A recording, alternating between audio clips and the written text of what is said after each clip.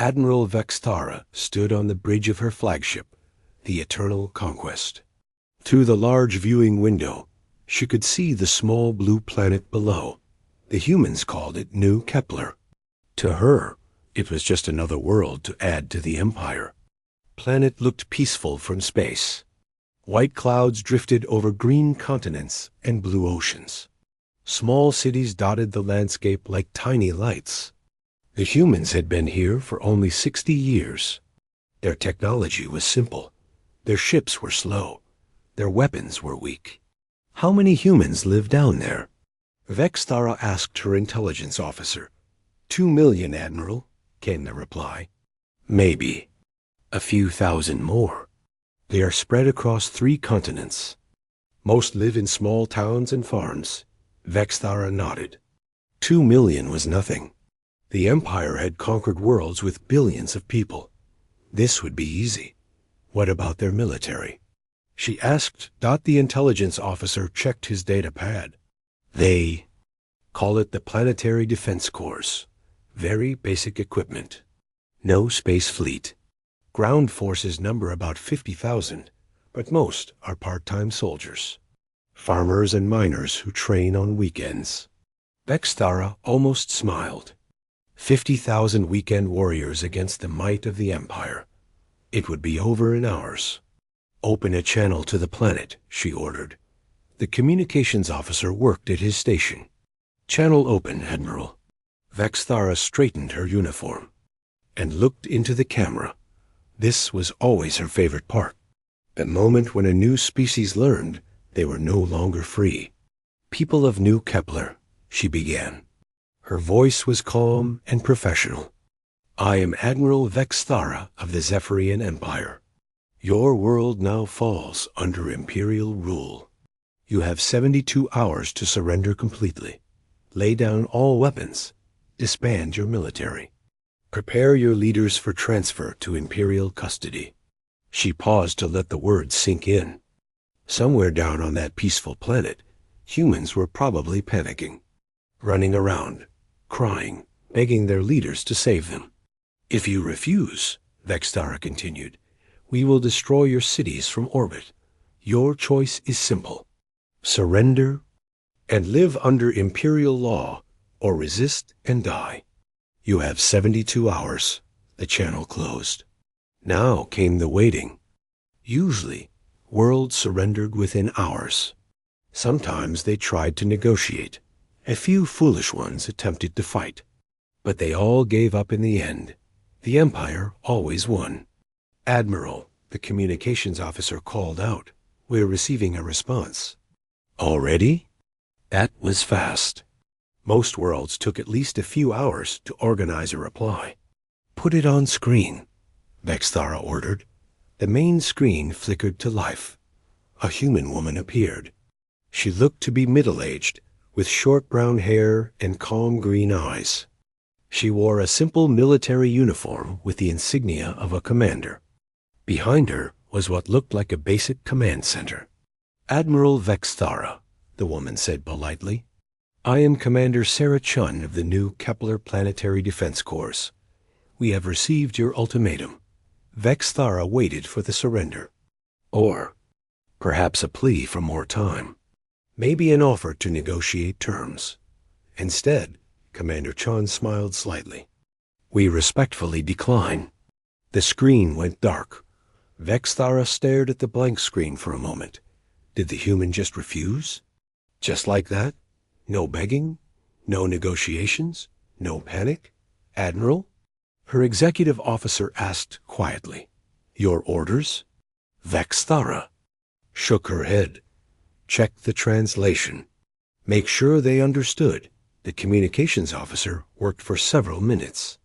Translation is correct, Admiral. They definitely said no. Perhaps they don't understand our capabilities, Vextara said. Show them. She ordered a demonstration. The fleet's weapons targeted an empty asteroid near the planet. Massive energy beams reached out across space. The asteroid, larger than most human cities, simply vanished in a flash of light. Now send them a recording of that, Vextara ordered. Make sure they understand what we can do." An hour later, Commander Chun appeared on screen again.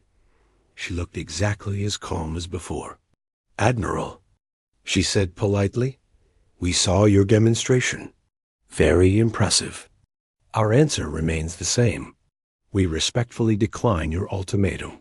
This time, Vexthara didn't hide her irritation.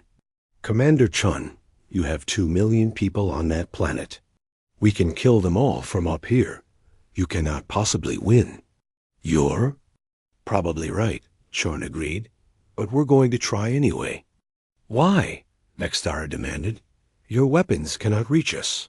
Your defenses cannot stop us. This is hopeless." Commander Chun was quiet for a moment. When she spoke, her voice was still calm, but something had changed. Something harder had entered. Her tone. "Admiral, my grandmother died fighting aliens who tried to conquer Earth 50 years ago. My parents spent their lives building this colony so humans could be free among the stars. I've spent 20 years training to defend this world." She paused. "So no, we won't surrender. Not today, not ever." The screen went dark again. Vexthara turned to her intelligence officer. "Tell me about human history. Have they ever surrendered before?" The officer consulted his files. "Rarely, Admiral. They seem to prefer fighting, even when they cannot win. Earth records show thousands of examples. Small groups fighting much larger enemies, often to the death." "Stubborn," Vexthara muttered. "Fine. They want to make this difficult." She considered her options. A full orbital bombardment would kill everyone but leave the planet damaged. The Empire preferred to capture worlds intact when possible. Their minerals, their farmland, their cities all had value. How long would a ground invasion take? She asked her military advisor. Against 50,000 part-time soldiers? 2 days. Admiral, maybe 3 if they hide in their cities. Vexthara nodded. Prepare the invasion force. 3 legions should be enough. But first, we'll give them one more chance. She opened another channel to the planet. This time, Commander Chun appeared almost immediately. The humans seemed to be waiting. "Commander," Vexthara said, "I am being generous. I will give you another 24 hours to reconsider. After that, my soldiers will come down to your planet. Many will die. Your choice." "Thank you for the extra time," Commander Chun replied. "We'll use it well." Vexthara cut the channel and turned to her staff. What could they possibly do in 24 hours? Her intelligence officer shrugged. Build barricades, maybe? Hide their civilians? Write goodbye letters? Down on the planet, Commander Chun was indeed using the extra time. But not for any of those things. She stood in a massive underground chamber carved from solid rock. Hundreds of people worked around her. Some operated heavy machinery. Others checked computer screens. Still others inspected weapons and equipment. How long until the network is complete? She asked her chief engineer. 6 hours, Commander. Maybe 7. The final connections to sectors 12 and 15 are almost done. Chun nodded. Around her, the underground complex stretched for kilometers in every direction. Tunnels connected to more tunnels. Chambers led to more chambers. Everything was buried deep beneath the surface, invisible to the Empire's sensors above. And the decoy sites? All prepared, her intelligence officer reported. They look exactly like real command centers from above, complete with fake heat signatures and communication arrays. Chun walked to a large map showing the entire planet. Red dots marked underground facilities. There were hundreds of them, each connected to the others, each hidden beneath innocent-looking farms and towns. The Empire thinks we're farmers playing. "Soldier," she said to her staff, "they think we've had 60 years to get comfortable and soft." She smiled. "They don't know we've spent 60 years getting ready for this exact day." Her communications officer looked up from his station. Commander, we're receiving messages from the other human colonies. 18 worlds report their watching hour. Situation: they want to know if we need help. Tell them we appreciate the offer, Chun replied. But this is our test. If the Planetary Defense Corps' doctrine works here, it'll work anywhere. She looked up at the rock ceiling above her head. Somewhere far above, an alien fleet was waiting for her surrender. They would wait a long time. Signal all units, she ordered. Phase 1 begins now. Remember, we're not trying to win quickly. We're trying to make them regret ever finding us. In space, Admiral Vextara had no idea that beneath the quiet farms and towns of New Kepler, 2 million humans were disappearing underground. She had no idea that what looked like a simple farming world was actually a fortress that had been 60 years in the making. She would learn soon enough. The 96 hours were up. Admiral Vextara stood on her bridge, watching the countdown timer reach 0. No surrender message had come from the planet. The humans had chosen to resist. Target the government building in their capital city. She ordered. Precise strike. Show them what happens to defiance. The weapons officer confirmed the target. On the main screen, a detailed image showed the human capital. A government building sat in the center, a simple concrete structure, 5 stories tall. Around it were other buildings, parks, and wide streets. Firing, the weapons officer announced. A beam of superheated plasma shot down from the Eternal Conquest. It struck the government building with perfect accuracy. The structure vanished in a flash of white light, leaving only a smoking crater where it had stood. Vextara watched the destruction with satisfaction. The humans would see this and understand. Resistance was pointless. Admiral, the communications officer called out. We're receiving a transmission from the planet. Already? Vextara was surprised. Usually it took longer for shocked survivors to organize a surrender. Put it through, she ordered. Commander Chun appeared on screen. She looked exactly the same as before. Calm, unworried. She was sitting in what appeared to be the same command. Center as before. Admiral Vextara, Chun said politely. That was quite rude. Also, you missed. Vextara stared at the human woman. Missed? We destroyed your government building. You destroyed a government building, Chun corrected. But not the government building. That was a decoy. A very expensive decoy, but still just a copy. The Admiral felt a cold sensation in her stomach. What do you mean, decoy? I mean, we built 6 identical buildings around the city, Chun explained. All empty. All designed to look important from space. The real command center is somewhere else entirely. Vextara turned to her intelligence officer. Scan the planet. Find the real command center. The officer worked frantically at his station. Minutes passed, then more minutes. Admiral, he said finally, I'm not detecting any large command structures. There are cities, towns, individual buildings, but nothing. That looks like a major military facility. That's because you're looking in the wrong direction, Commander Chun said. Her voice was still perfectly polite. You're looking up. We've been building down. Vextara felt the cold sensation spread. Down? 200 meters down to be exact, Chun said. Carved into solid rock. Completely shielded from orbital sensors. We started digging the day we landed on this planet 60 years ago. The Admiral spun toward her geology officer. Is that possible? Theoretically, yes, the officer said nervously. If they've been working for decades. But why would farmers dig so deep? Because we're not just farmers, Chun said, answering the question that was meant to be private. We're humans. And humans have a saying. Hope for the best.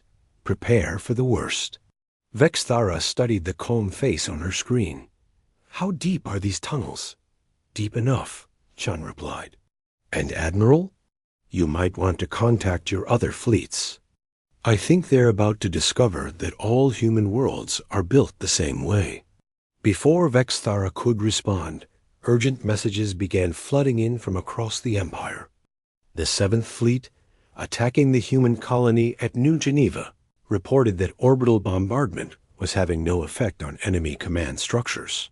The 12th Fleet at New Tokyo could not locate any major military installations, despite clear evidence of organized resistance. "Every human world?" Vexthara whispered. "Every single one," Chun confirmed. 18 colonies, 18 underground fortress networks. You see, Admiral, when humans left Earth, we learned something important. Space is dangerous, full of radiation, asteroids, hostile environments, and apparently aggressive alien empires. Chun stood up from her chair. Behind her, Vexthara could now see that the command center was much larger than it had first appeared. Tunnels led off in multiple directions. People moved back and forth, carrying equipment and supplies. "So we did what humans do," Chun continued. "We adapted. Every colony ship that left Earth carried not just farmers and miners, but also engineers and military planners. Every world we settled was designed from the ground up to survive attack from space." "You've been preparing for invasion for 60 years? Vexthara asked. "We've been preparing for invasion since the first human looked up at the stars and wondered what else might be out there," Chun replied. "The Planetary Defense Corps isn't just a militia, Admiral. It's a way of life." Vexthara cut the transmission and turned to her staff. "Options?" Her military advisor stepped forward. "We could increase bombardment intensity, crack the planet's crust, collapse their tunnels." "That would make the planet worthless," Vexthara said. "The Empire doesn't destroy worlds. We conquer them." "Ground invasion, then?" the advisor suggested. "Send down troops to flush them out." Vexthara considered this. How many troops would we need? Against farmers hiding in tunnels? 3 legions should be sufficient. 150,000 soldiers. "Do it," Vexthara ordered. "But be careful. These humans are more prepared than we thought." Down on New Kepler, Commander Chun watched the Imperial dropships descend toward the surface. There were hundreds of them, each carrying a full squad of alien soldiers. They moved in precise formation, heading for predetermined landing zones around the major cities. "They're coming down where we expected," her tactical officer reported. "Of course they are," Chun replied. "Landing zones 1 through 15 are the only places on the continent large enough and flat enough for ships that size. We've been preparing for this exact scenario for 30 years. She turned to her communications array. "Signal all units. The Empire is sending down ground forces. Remember your training. Make them work for every meter." The first Imperial dropship landed in what appeared to be an empty field outside the human capital. The troops inside were veterans of dozens of conquest campaigns. They had fought on ice worlds and desert planets, in thick jungles and across barren moons. A simple farming world should present no challenge. The ship's doors opened and Imperial soldiers poured out. They wore powered armor that enhanced their strength and protected them from most weapons. They carried plasma rifles that could cut through steel. Each soldier was worth 10 normal fighters. For about 30 seconds, everything seemed normal. The soldiers secured a perimeter around their ship and began setting up equipment. Then the ground beneath them began to move. What the Imperial troops had thought was solid earth was actually a carefully camouflaged covering. Hidden blast doors, each weighing several tons, slid open around them. Human soldiers emerged from concealed positions that had been invisible from above. But these humans weren't charging into open battle. Instead, they fired a few quick shots, and then vanished back into their holes. Before the Imperial soldiers could respond, The blast doors began closing again. "What's happening down there?" Vexthara demanded from orbit. "Unknown, Admiral," came the reply from the ground commander. "We landed successfully, but the humans appear to have underground positions we couldn't detect. We're being fired upon from multiple directions. Pursue them," Vexthara ordered. "Into the tunnels, Admiral?" "Into the tunnels." The Imperial soldiers advanced into the underground passages. The tunnels were narrow, forcing them to move in single file. Their heavy weapons, designed for open battlefield combat, were useless in the confined space. Their powered armor, meant to provide protection and mobility, made them clumsy in the tight corridors. The humans, meanwhile, moved through the tunnels like they were walking through their own homes, because they were. Every tunnel, every junction, every hidden chamber had been mapped and remapped. Every soldier knew every route, every shortcut, every escape path. The Imperial troops found themselves fighting an enemy that appeared and disappeared like ghosts. Humans would emerge from a side passage, fire a few shots, and vanish through another exit before the aliens could respond. The tunnels echoed with the sound of weapons fire, but the Imperials couldn't tell where it was coming from. "Sir, one Imperial soldier called to his commander. These tunnels connect to other tunnels. It's like a maze down here. Keep moving forward," the commander ordered. "Find their main base." But there was no main base to find. The tunnel system was designed without any single critical point. Every chamber connected to multiple others. Every passage had alternate routes. If one section was captured, the humans simply retreated to another and continued fighting. Hours passed. The Imperial soldiers advanced deeper into the underground network, but they couldn't pin down the enemy. For every human position they captured, 2 more opened fire from unexpected directions. "Admiral," the ground commander reported to Vexthara, "we've lost contact with 3 squads. The tunnel system is more extensive than we thought." "How extensive?" "We've mapped over 50 kilometers of passages, and we've barely scratched the surface. Admiral, I think the entire continent might be connected underground." Vexthara stared down at the planet. From space, it still looked peaceful. Green fields, small towns, quiet cities. But underneath that innocent surface, a vast fortress network, stretched for thousands of kilometers. How is this possible? She demanded. Her xenopsychologist, an expert on alien behavior, stepped forward. "Admiral, humans appear to be natural diggers." Admiral Vexthara was losing patience. 3 weeks had passed since the invasion began. 3 full Imperial legions, 150,000 of the Empire's best soldiers, were fighting on the surface of New Kepler. They should have won in days. Instead, they were stuck in an underground war that seemed to have no end. "Status report," she demanded. General Korth, commanding the ground forces, appeared on the main screen. His usually perfect uniform was dirty and torn. Dark circles under his eyes showed he hadn't slept properly in days. "Admiral, we control approximately 30% of the tunnel system in the northern continent," he reported. "But the humans keep opening new passages behind our lines. Every time we secure an area, they appear somewhere else. How is that possible?" "They're not just fighting in the tunnels they showed us," Korth explained. "There are tunnels beneath. The tunnels. And beneath those, more tunnels. Some of our scouts report going down 15 levels without finding the bottom." Vexthara studied the tactical display. The human underground network looked like a 3-dimensional spider web. Passages connected to more passages in all directions. Up, down, sideways. There seemed to be no pattern, no central design. "What about their cities?" she asked. "Have we secured any population centers?" General Korth's expression grew even more. Tired. "Admiral, the cities are part of the tunnel network. Every building connects to underground passages. Every street has multiple levels.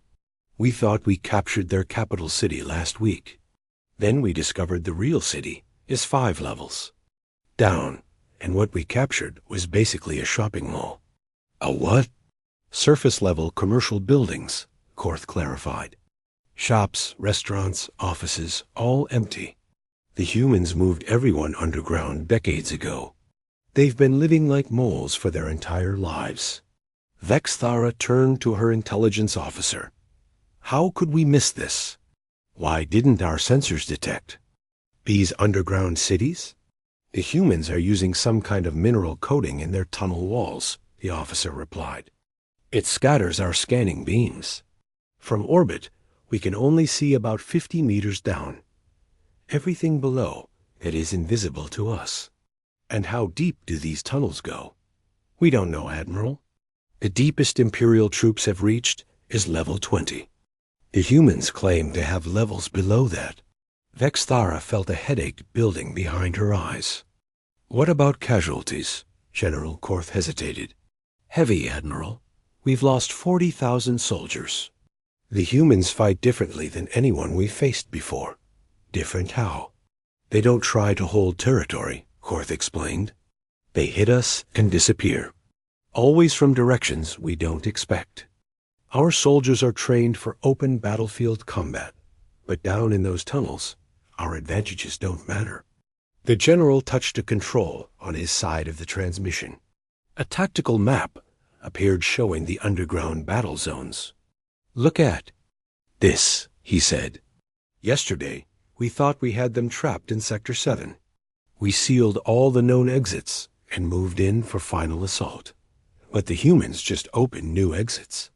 Blasted through walls we didn't know were fake. Emerged behind our positions from passages that weren't on any of our maps. How many different tunnels are there? Thousands, Admiral.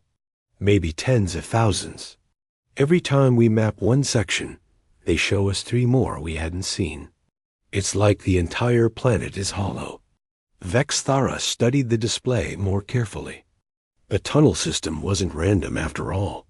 It had a design, but not one that made sense to Imperial military thinking. Every important location had multiple connections. Every passage had backup routes. Every chamber could be reached from at least 5 different directions. It's a fortress, she realized. The entire planet is one massive fortress. Yes, Admiral, Korth agreed. But not like any fortress we've seen before. Traditional fortresses have walls to protect the inside from the outside. This fortress puts the outside inside the walls. We're not attacking their defenses. We're inside their defenses, fighting. In spaces they designed for exactly this purpose. What do you recommend, General? Korth was quiet for a long moment. Admiral, these humans have spent 60 years building this system. Every tunnel, every chamber, every hidden passage was planned. They know exactly where we are at all times. They choose when and where to fight us. Meanwhile, we're stumbling around in their underground maze, trying to find targets that don't exist. You're suggesting we withdraw? I'm suggesting we recognize that we're not fighting farmers, Korth said firmly. These people are professional fortress builders. They've turned their entire world into a weapon designed specifically to kill invaders. Vexthara cut the transmission and turned to her staff. Options? Her weapons officer spoke first. We could use seismic charges, create earthquakes to collapse their tunnels. That would also collapse their cities, their farms, everything valuable. About the planet, Vexthara replied. The Empire conquers worlds to use them, not to destroy them. Chemical weapons? Suggested another officer. The tunnels have air filtration systems, the intelligence officer reported. Very advanced ones. They're prepared for chemical attacks. Flood them out? Most of the tunnel system is above the water table, and they have pumping systems. Vexthara realized that every suggestion was something the humans had already considered and prepared for. They hadn't just built tunnels. They had built solutions to every possible attack method. What about starving them out? She asked. They have underground farms, Admiral, came the reply. Hydroponic gardens, mushroom cultivation, even livestock. Pens. Some of our scouts report seeing cows grazing 5 levels underground. They keep cows in tunnels? Apparently humans will put anything underground if they think it needs protecting. Down on New Kepler, Commander Chun walked through one of the main connecting tunnels. Around her, the underground city hummed with activity. Children attended. School in converted chambers. Adults worked in underground factories. Elderly people sat in underground parks, tending gardens that had never seen sunlight. Casualty report? She asked her aide. Still very light, came the reply. 18 wounded in yesterday's fighting. No deaths. Medical teams report most injuries are minor. Sean nodded. The Planetary Defense Corps' doctrine was working perfectly. Her people were fighting a war while living their normal lives. The children went to school. The adults went to work. The only difference was that everything happened 200 meters underground. What about the Imperial forces? They're getting frustrated, her intelligence officer reported. We've been monitoring their communications. Their General Korth is requesting permission to use heavy explosives. He won't get it, Chun said confidently. The Empire wants to conquer this world, not destroy it. If they wreck the planet, they can't use it. She stopped at an intersection where 5 tunnels met. A large map on the wall showed the entire continental tunnel system. Red dots marked current battle zones. Green dots showed areas under human control. There were a lot more green dots than red ones. How many Imperial soldiers are still effective? She asked. Our estimates suggest they've lost about 40,000 troops, her tactical officer replied. They started with 150,000. Most of their remaining forces are confused, tired, and lost in sections of the tunnel system where we control the lights. Chun smiled at that.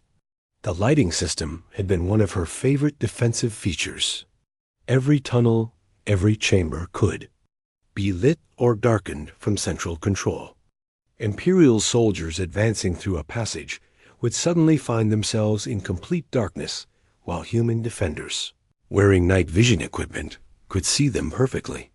Any word from the other colonies? 17 human worlds report. They're expanding their tunnel systems, her communications officer said. They want to be ready in case the Empire tries to attack them too. And Earth? Earth Command sends congratulations. They say our resistance is exceeding all expectations. Chun walked to a large viewing window cut into the tunnel wall. Through the transparent aluminum, she could see outside to the surface. Above ground, Imperial dropships moved back and forth, carrying supplies and reinforcements. The aliens still thought they were fighting a conventional war against a conventional enemy. They had no idea that they were fighting an entire civilization that had been designed from the ground up to be unconquerable. Commander, her aide said. Quietly, we've been monitoring Empire communications. Admiral Vexthara seems to be considering more extreme measures, such as cracking the planet's crust, using orbital bombardment to cause massive earthquakes. Chun considered this. She won't do it. If she destroys the planet, she has to explain to her superiors why she wasted 6 months and lost 50,000 soldiers for nothing. But if she gets desperate enough, then we'll deal with that when it happens, Chun replied. For now, we stick to the plan. Make this so expensive for them that they decide conquest isn't worth the cost. She looked at the map again. The Empire controlled about 30% of the first 5 tunnel levels. But there were 25 levels below that, connected by thousands of passages the Imperial forces hadn't even discovered yet. How long can we keep this up? Her aide asked. As long as necessary, Chun answered. This planet was designed to fight this exact war. We have supplies for years. We have weapons for decades. We have hiding places the Empire will never find. She pointed to a section of the map marked in blue. 6 months had passed since Admiral Vexthara first arrived at New Kepler. What was supposed to be a simple 3-day conquest had become the longest campaign in Imperial history. Worse, it was becoming an embarrassment. Messages from Imperial High Command arrived daily. Each one asked the same questions. Why was the invasion taking so long? Why were casualties so high? When would the planet surrender? Vexthara had no good answers.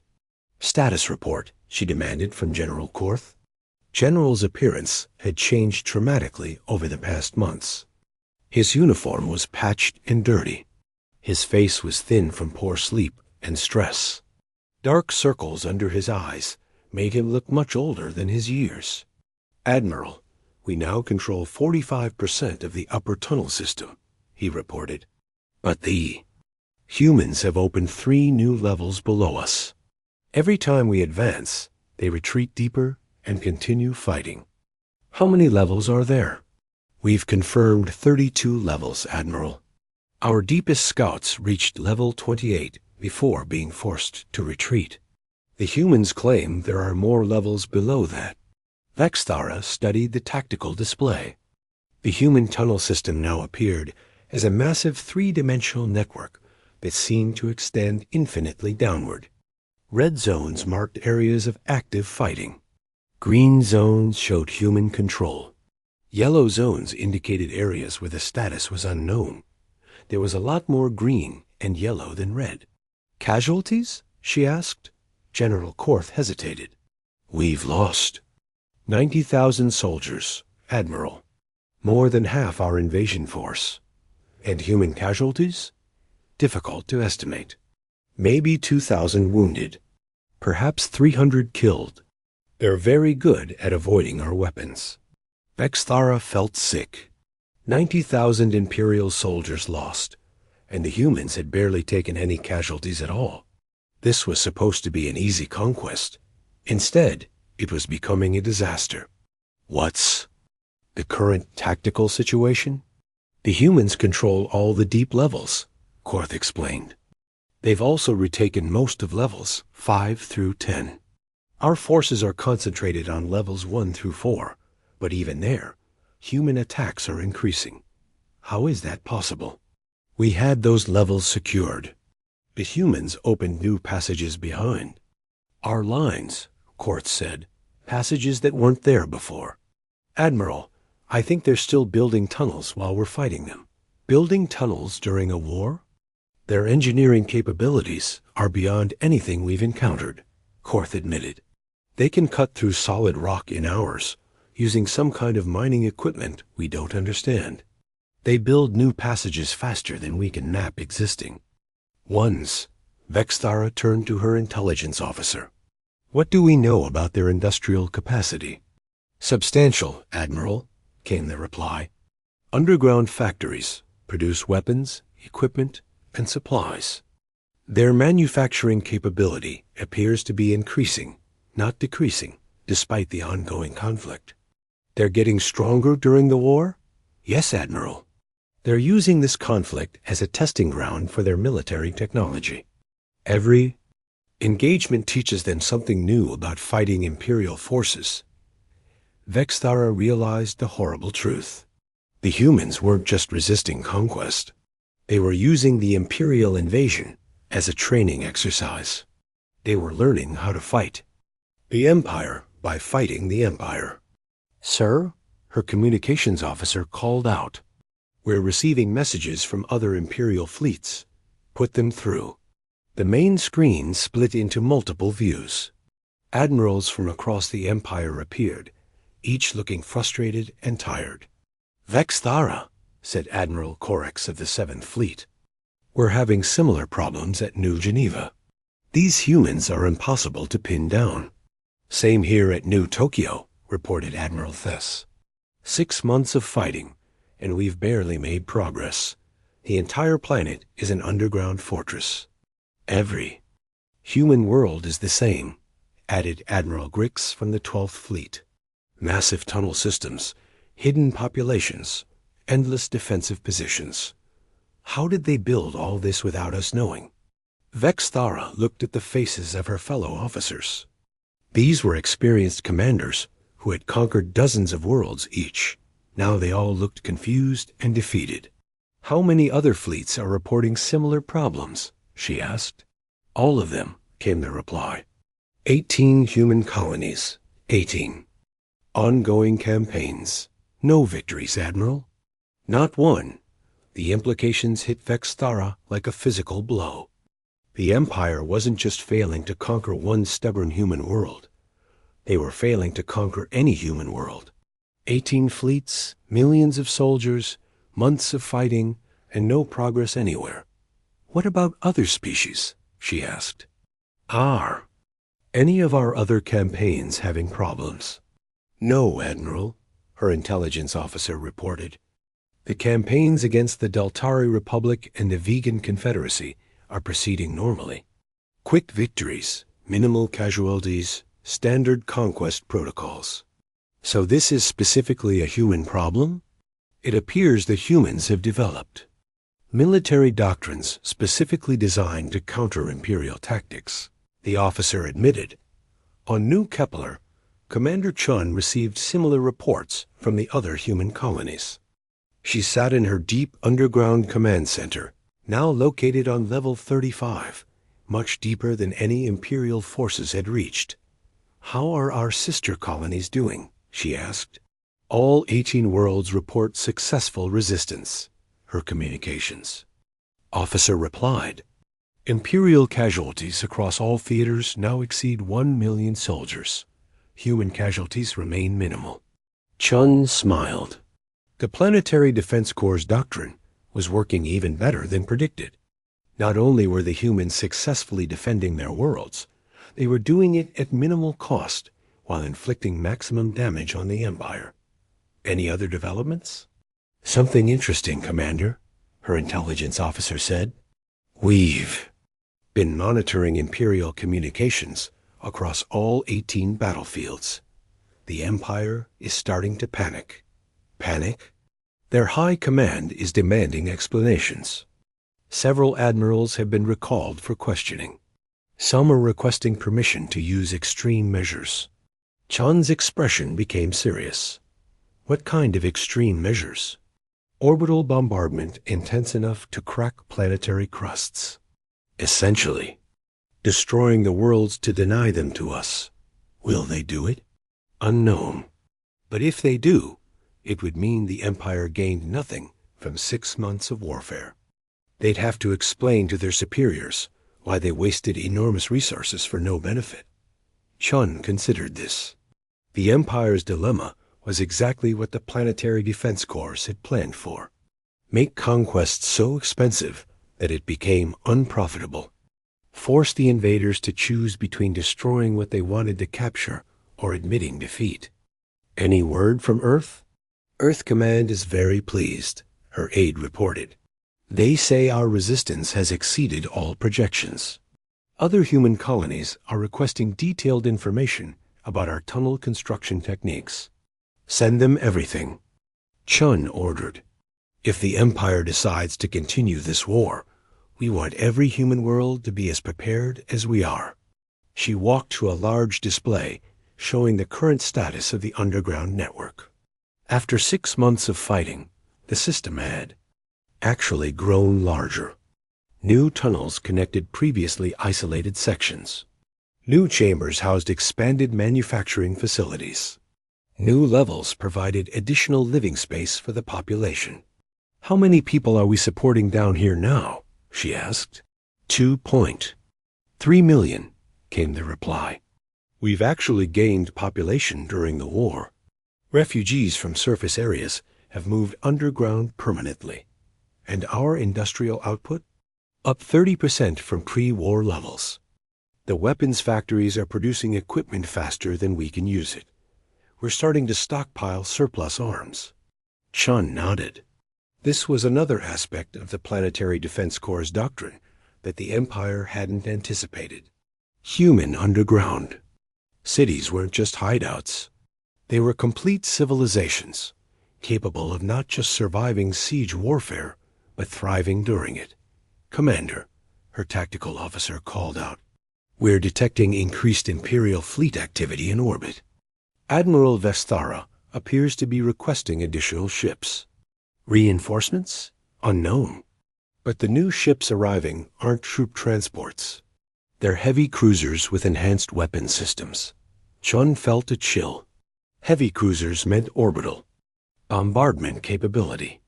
The Empire might be preparing to escalate the conflict beyond ground warfare.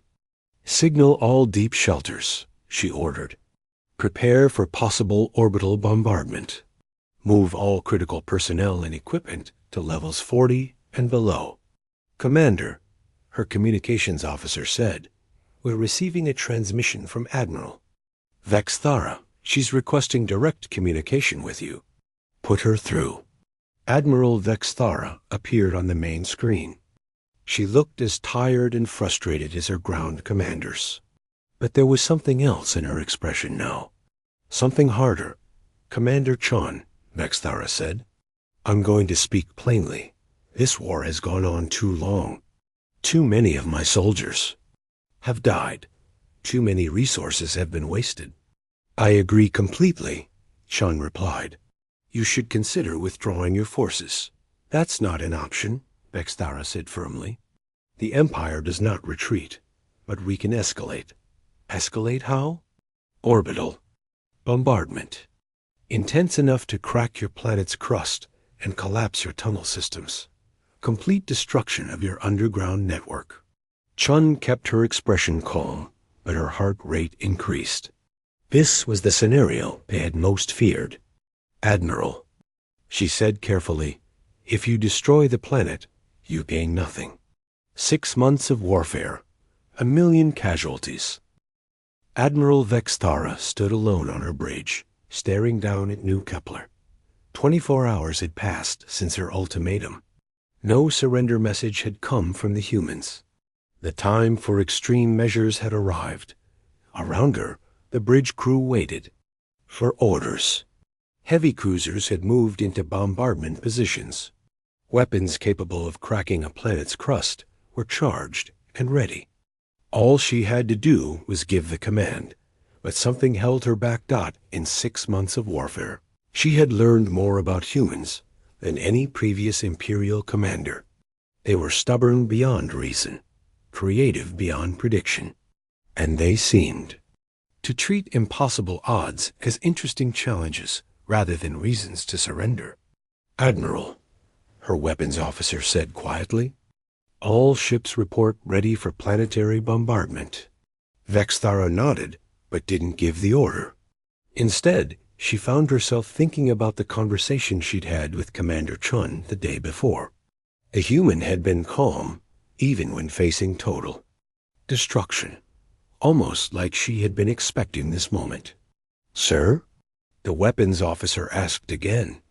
Before Vexthara could respond, her communications officer called out urgently, "Admiral, we're receiving a transmission from the planet.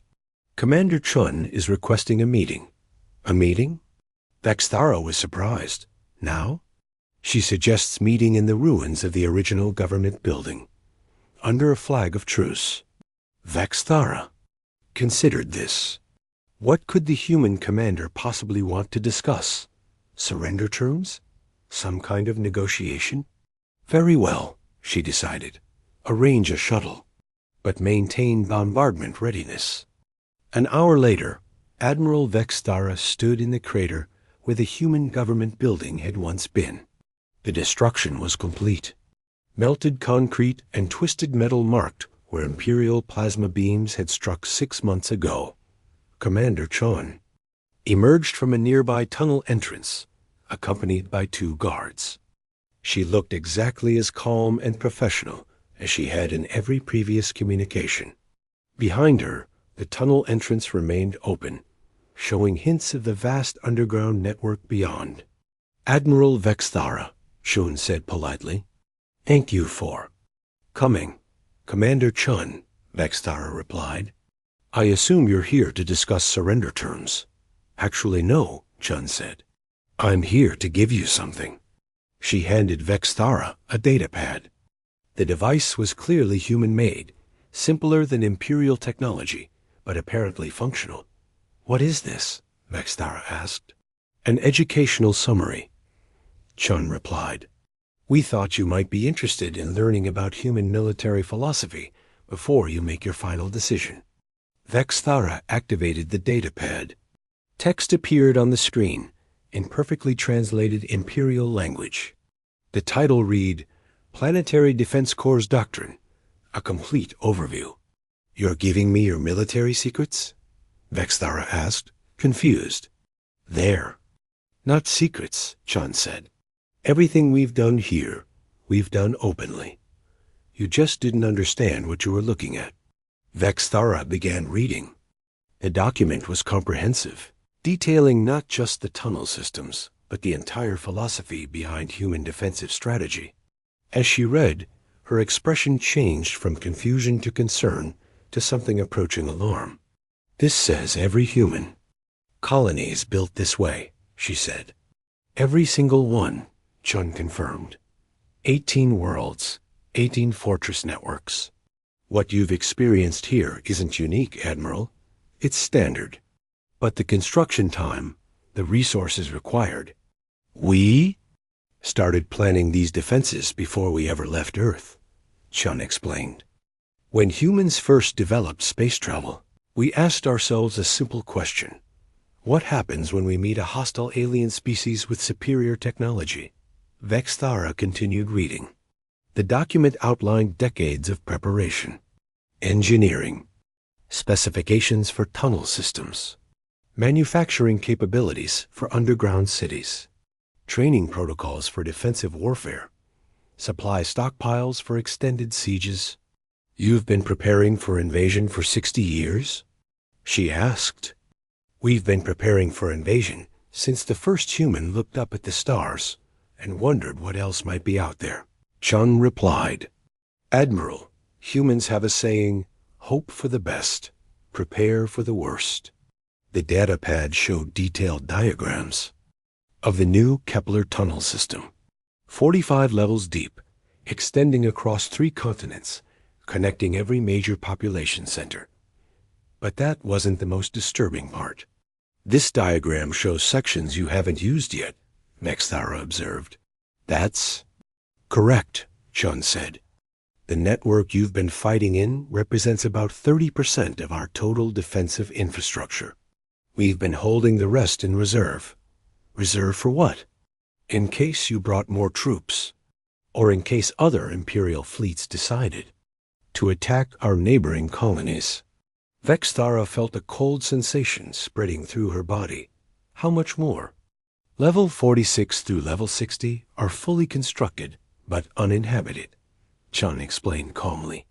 We can house our entire population another 1,000 meters deeper if necessary. Levels 61 through 75 are excavated but not equipped. Emergency expansion capability. 75 levels? The planet's geology supports construction to approximately level 100, Chun said. We stopped at 75 because that seemed sufficient for any reasonable invasion force. Vexthara stared at the human commander. You built a fortress that goes down 1 kilometer? 1.2 kilometers, Chun corrected. And Admiral, that's just the vertical depth. The horizontal extent is much more impressive. She pointed to another section of the datapad. Maps showed tunnel networks extending under oceans, connecting continents reaching to the polar regions. The entire planet is connected, Chun said.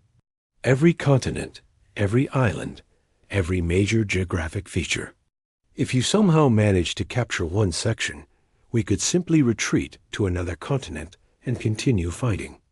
Vexthara looked up from the datapad. Why are you telling me this?